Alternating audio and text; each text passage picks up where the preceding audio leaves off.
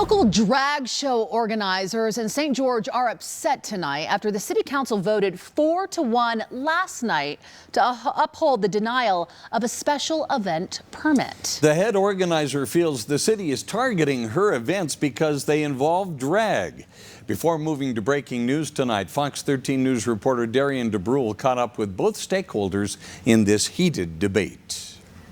Mitski Avalox, CEO of Southern Utah Drag Stars, wanted to host a special all-ages drag event in St. George this April. There's such a need for a safe space and drag here in Southern Utah. But the city denied her event on the basis of violation of city advertising ordinance. This, Avalox tried to appeal and was denied. During this whole process, I was completely aware of this clause that the city of St. George had in their city code that mentioned that advertising was not allowed until city approval and the special event permit issuance. Avalox says she was given verbal permission by St. George Special Events Coordinator Sarah Reber to advertise before her permit was issued. My worry was that the city was kind of postponing their signing off on many things just to not allow me to have enough time to advertise for my event.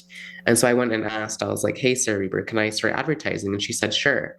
Now, my biggest mistake was not recording this conversation or having it in writing. In a signed affidavit, Reber says she did not communicate to any applicant that the applicant was allowed to advertise before the special events permit was issued.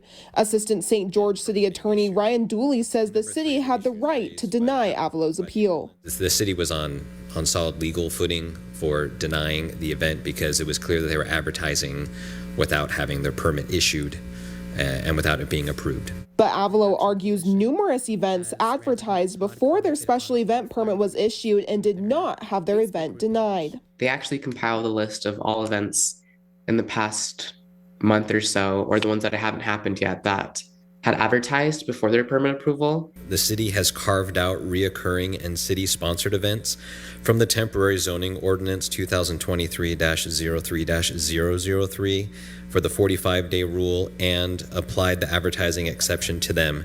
New events, thus, are subject to the 45 days and advertising prohibition prior to approval and permit being issued. Dooley says during the special events moratorium, issues raised by Avalox and others will be addressed, but Avalox is not convinced. In that city council meeting, they said, oh, we're going to address that issue of advertising. We're going to address the issues that Mitski brought up. But I think they're just kind of saying that their advertising clause right now, how it is unattainable and unrealistic for virtually all events. Darian DeBrule, Fox 13 News, Utah.